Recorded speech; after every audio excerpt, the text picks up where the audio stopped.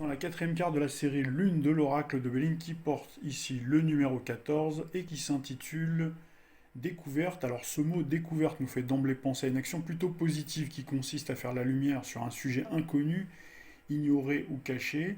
On peut découvrir bien sûr quelqu'un, donc en l'occurrence une personne, on peut découvrir un objet comme un trésor, on peut également découvrir un lieu comme lors de la période historique des grandes découvertes, comme Christophe Colomb par exemple, ou plus simplement à notre niveau découvrir une ville, une région, un pays, comme lorsqu'on fait du tourisme.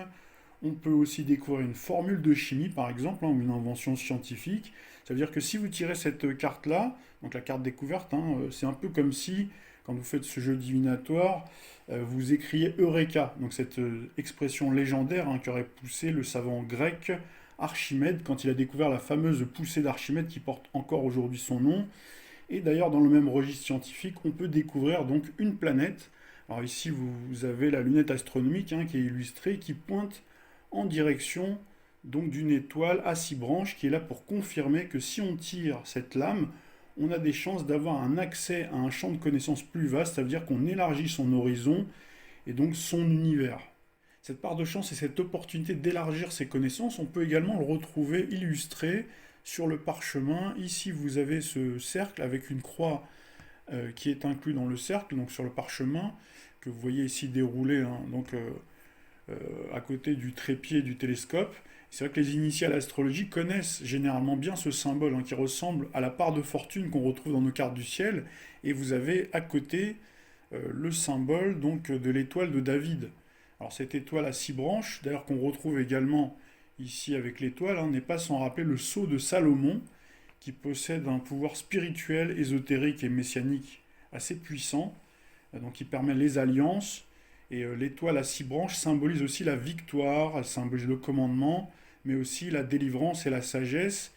Alors quand ce symbole est porté sur soi, sous forme de pentacle par exemple, il peut être un moyen de protection contre les mauvaises ondes et les mauvais génies.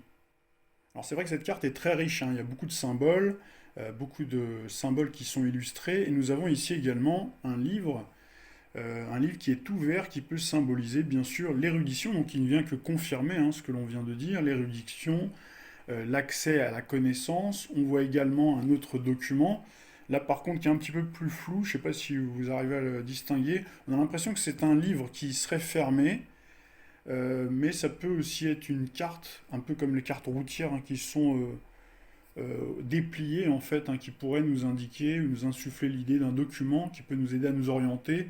Donc là, je vous laisse à votre libre appréciation. En tout cas, on a entre les deux un hibou. Alors c'est un animal nocturne qui se repose plutôt le jour et chasse la nuit. Les ailes des hiboux sont conçues pour faire des vols plutôt silencieux. Le hibou a une excellente vision nocturne et une ouïe étonnamment fine pour détecter la direction d'où viennent ses proies. Et c'est vrai que les hiboux ont cette capacité hors du commun de tourner leur tête à 270 degrés, ce qui leur permet finalement d'appréhender encore mieux leur environnement. Alors sur un plan symbolique, le hibou représente le sens de l'observation avec donc une acuité accrue. C'est vrai que le hibou peut percevoir ce que les autres ne voient pas, notamment bien sûr dans l'obscurité. Donc c'est un animal qui peut représenter la sagesse, bien sûr l'intuition, la recherche de la vérité. Et effectivement, si on arrive à voir dans l'obscurité, ça veut dire qu'on est capable de percevoir, d'arriver à percer les mystères de la nuit en quelque sorte. Alors le hibou peut vous aider à mieux vous connecter également à votre moi le plus profond et à accéder à une partie cachée de votre être comme l'inconscient. L'inconscient, ce puissant et riche réservoir d'énergie et de connaissances qui commande 90% de nos comportements à l'état de veille. Et c'est vrai que dans certaines cultures et croyances ancestrales, le hibou était le défenseur de la vérité et l'honneur.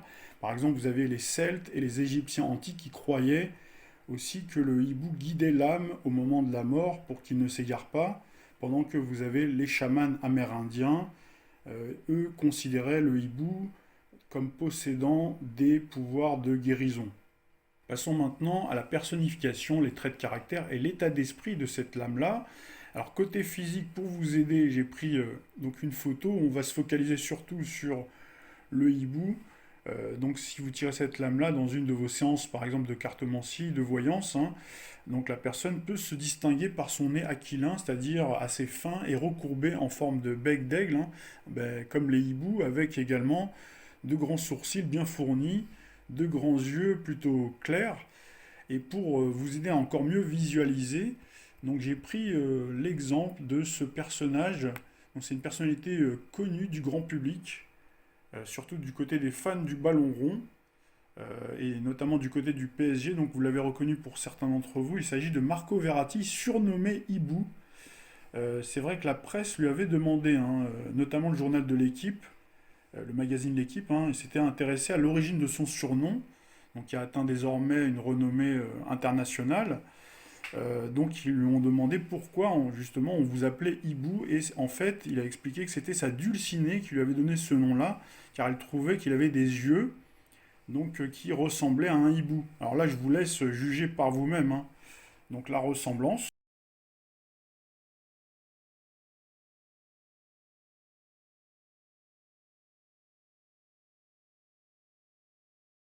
Passons maintenant au trait de caractère, à l'état d'esprit. Donc vous avez affaire ici à quelqu'un qui a un tempérament plutôt placide, plutôt calme, plutôt pondéré, quelqu'un qui a un esprit cartésien, quelqu'un qui sait rester calme dans les situations même les plus stressantes, quelqu'un de sage qui sait faire preuve de discernement sur les situations, quelqu'un de curieux et érudit, cultivé.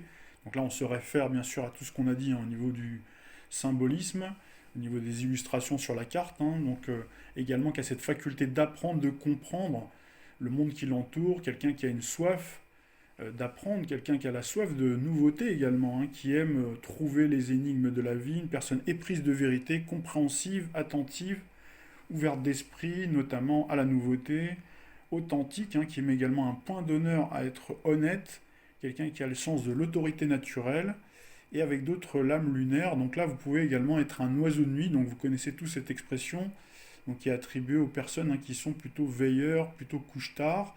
Et avec des lames négatives, on peut avoir quelqu'un, au contraire, qui est borné, qui n'est pas du tout ouvert d'esprit. Donc là, on a plutôt l'inverse.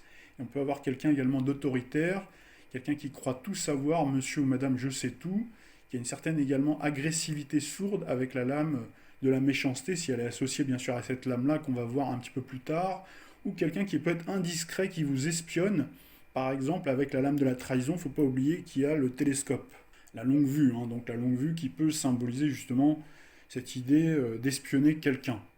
Passons maintenant à l'interprétation générale ou les mots-clés qui sont à retenir, l'idée générale, hein, à retenir de cette carte-là. Donc on peut évoquer l'idée de trouvaille quand on tire cette carte-là, la prise de conscience de soi ou d'autrui, la découverte de quelque chose qu'on ne comprenait pas très bien et qui devient soudain beaucoup plus clair. Ça veut dire qu'on met de la lumière sur une situation, on lève le voile sur l'obscurité, on trouve la solution à un problème. Donc il y a bien sûr l'idée de nouveauté, de connaissance, de protection, de sagesse, d'alliance, de victoire et de commandement.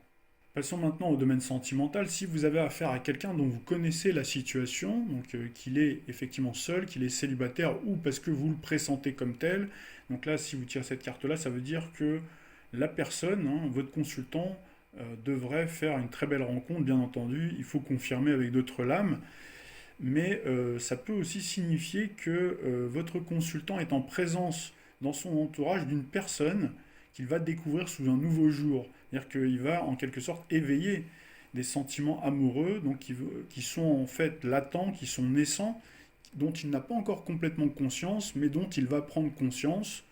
Alors là, bien entendu, tout dépend encore une fois des lames qui accompagnent, hein. Si vous avez bien sûr des cartes positives, vous pouvez également avoir quelqu'un qui prend conscience des qualités d'une personne. C'est-à-dire qu'on a quelqu'un autour de soi et puis on se dit, tiens, finalement, cette personne-là, elle a les qualités que je recherche, avec laquelle j'aimerais justement approfondir pour nouer une histoire d'amour. Et bien sûr, si vous avez une carte négative, des cartes négatives, donc là, ce serait plutôt les défauts, hein, que vous n'avez pas soupçonnés et que vous découvrez. Alors, cette carte-là peut aussi signifier que vous avez quelqu'un autour de vous qui pense à vous, quelqu'un de votre sillage qui vous observe discrètement et qui s'intéresse à vous sans bien entendu que vous ne le sachiez. Pour les personnes maintenant déjà en couple, si vous tirez cette carte-là, ça veut dire que vous êtes avec quelqu'un d'exceptionnel, quelqu'un vraiment de très grande qualité. On est enchanté par sa compagne ou son compagnon, car on a l'impression de ne jamais s'ennuyer, toujours découvrir des choses avec son partenaire.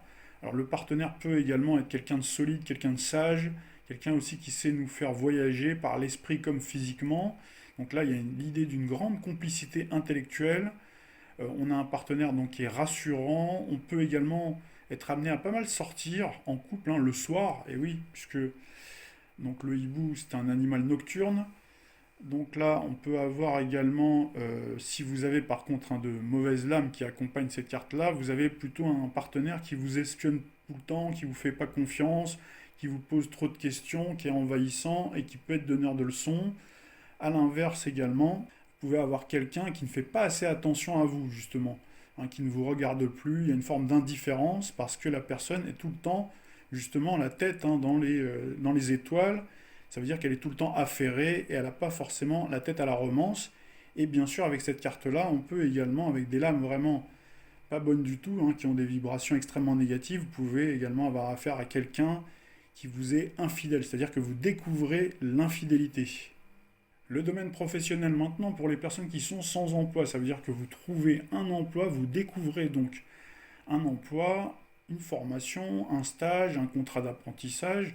Pour ceux qui cherchent leur orientation professionnelle ou scolaire, là ça veut dire qu'on trouve sa voie ou sa vocation. Donc on fait un bilan de compétences également, donc il peut être formel ou informel, pour prendre conscience de ses facultés, de ses aptitudes qu'on ne soupçonnait pas. Alors avec cette carte-là, ça veut dire qu'on occupe généralement un emploi qui nécessite certaines compétences et qualifications. Tout dépend bien entendu des lames environnantes, mais c'est très clair, c'est vrai qu'avec cette carte-là, vous allez trouver un emploi. Vous connaissez l'adage, des chercheurs, j'en trouve, mais des trouveurs, j'en cherche. Avec cette carte, donc pas de problème, je crois que c'est le général de Gaulle qui disait ça. Pour les personnes qui sont déjà en emploi, ça veut dire qu'on occupe un emploi plutôt passionnant, gratifiant. Donc ça veut dire que c'est un emploi qui vous prédispose à beaucoup de sollicitations et une émulation intellectuelle importante. Vous êtes souvent consulté, vous êtes même référent au sein de la structure dans laquelle vous évoluez. On est souvent amené à vous inviter dans des colloques, des conférences, réunions nocturnes forcément. Avec des cartes négatives, en revanche, il peut y avoir un petit peu trop de surmenage. Les secteurs d'activité qui sont associés à cette lame sont surtout des métiers intellectuels, écrivains, essayistes, journalistes, polémistes, reporters, également enquêteurs bien sûr. Vous avez la longue vue, donc le télescope, donc qui permet justement de trouver des indices pour vous amener à élucider des enquêtes. Vous avez également le métier de consultant, chercheur, scientifique, bien sûr on a cette référence aux sciences, informaticien, mathématicien, astronome, inventeur. Donc on peut évoluer également dans le secteur bien entendu de l'innovation, des nouvelles technologies, tous les concepts d'avant-garde, avec la carte nativité ou l'héritage, si elles sont associées à ces deux lames-là. Donc une qu'on verra plus loin, l'héritage, on n'en a pas encore parlé. Donc là on peut avoir affaire à quelqu'un qui est historien, professeur d'histoire par exemple, ou archéologue. Avec la carte du départ ou de l'eau, on peut évoluer également dans le secteur du tourisme. Donc là on a parlé tout à l'heure donc de la découverte d'une région, d'une ville, d'un pays. Mais également on peut avoir affaire à quelqu'un qui évolue dans le secteur de l'ésotérisme, des arts divinatoires et de l'astrologie. Avec d'autres lames, on peut également supposer que la personne évolue dans le domaine humanitaire, également comme médecin, thérapeute, on a parlé tout à l'heure des chamans, ophtalmologue, puisqu'on parle de la vision nocturne, ou opticien, avec par exemple la carte de la série Jupiter, qu'on verra un petit peu plus tard, la carte numéro 32, qui fait référence justement à un hibou royal. Dans le domaine financier, on gère ses finances avec pondération et sagesse, on fait des placements judicieux, on a de belles rentrées d'argent, donc des rentrées beaucoup plus importantes, on découvre également un nouveau moyen de gagner plus d'argent, et en cas de difficulté financière, on trouve une solution adéquate à ces problèmes. Et il y a également la possibilité de solder ou racheter ses dettes, donc là pour ceux qui sont en surendettement par exemple. Pour finir, le domaine de la forme et la santé et le bien-être, donc là vous êtes plutôt en très bonne forme, en bonne santé, donc là vous avez en général plutôt de bons thérapeutes autour de vous, et avec des lames plutôt négatives, vous êtes sujet aux migraines, aux pathologies oculaires, vous avez des problèmes de sommeil, et il est conseillé également d'aller voir un ophtalmo pour contrôler votre vue. Bonsoir. Comment vous appelez-vous? Muriel. Muriel, votre date de naissance, s'il vous plaît, Muriel? 29 juillet 1954. Juillet 64. 54, pardon. 50 ou 60? 50, 50. D'accord. voilà. Je vous laisse poser Merci. votre question directement à Yanis. Merci. Bonjour Muriel. Yanis. Bonjour. Bonjour. Sentimentale. J'aurais aimé savoir quand est-ce que je ferai une rencontre durable. D'accord. Alors Muriel, sur le plan affectif. Donc, ouais, vous, on a l'impression que voilà, il y a eu une séparation là récemment, Il y a Muriel. 4 mois. Comment? Oui, il y a Ouais. 4 mois. Ouais, ouais, c'est assez récent encore, donc il faut un peu digérer encore, on a l'impression, cette histoire-là. Oui, oui, Euh, oui. Voilà. Après, je vois effectivement, oui, il y aura une très belle rencontre pour vous. C'est une rencontre Oui. aussi qui va vous changer la vie. On a l'impression que vous serez beaucoup en communication avec cette personne-là, beaucoup au téléphone, beaucoup des échanges de SMS. Je pense aussi un peu aux réseaux sociaux. Bon, je sais que les lions en général sont pas trop, parfois sont pas trop adeptes, même si Non, c'est pas rentré trop. dans les mœurs. En général, les lions sont pas trop, mais bon, je vous le dis quand même, sait-on jamais. Oui, oui. Faut essayer, hein, faut se donner Oui, cette qui tente rien possibilité-là à aussi. rien. Hein. Oui. Voilà, et donc effectivement, il y aura une très belle rencontre pour vous. Hein, pareil, donc c'est vrai que les lions n'ont pas été trop à la fête, un peu comme les taureaux et les verseaux, à cause de cette planète qui a été un petit peu embêtante ces Ouais. derniers mois. Donc là, vous en sortez là. Là, au contraire, vous allez l'avoir avec vous, donc ça va vous aider à reconstruire votre vie et à stabiliser un petit peu votre vie affective. Donc il y a quand même pas mal de D'accord. changements hein, pour vous hein, par contre, Sentimental. voilà, au niveau sentimental. Au niveau Oui. financier, là aussi c'est pareil. C'est un secteur un petit peu, on a l'impression, un peu sinistré aussi, vous, hein, Muriel. Oh, sinistré, n'exagérons pas. Moyen. Mais, Moyen, j'ai de l'espoir. d'accord. Hein. J'ai de l'espoir. Oui, il y a une amélioration, mais c'est vrai qu'on sent que vous avez dû peut-être puiser dans vos réserves ou voilà, ça a été un peu compliqué. Exactement. Ouais. Vous avez entièrement raison. Oui, Ouais. tout m'a lâché un peu, l'amour et l'argent. Donc, Ouais. j'ai pas vraiment eu de chance. Oui, voilà. Mais la chance revient pour vous. Donc, D'accord. faut surtout pas vous décourager, en tout cas. Hein. D'accord. Voilà, hein. Et je peux savoir à peu près quand est-ce que je rencontre cet homme? Alors justement, ma tablette, on va voir si elle fonctionne parce que là, elle n'a pas fonctionné. Bon, je pense que ça doit être dû à la connexion. Ça arrive, hein, c'est les aléas. Comment ça? C'est Voilà. pas grave. Très bien la connexion. Alors donc, on va voir. Voilà. Écoutez, pour vous, il y a des chances plus sur l'hiver, en tout cas, à partir du mois de décembre. Pour vous. 2015. Ouais, sur D'accord. 2015. Ok. Oh, bah, ça va Mais arriver. Ça arrive vite. Oui, Ça arrive vite, là, maintenant. certainement.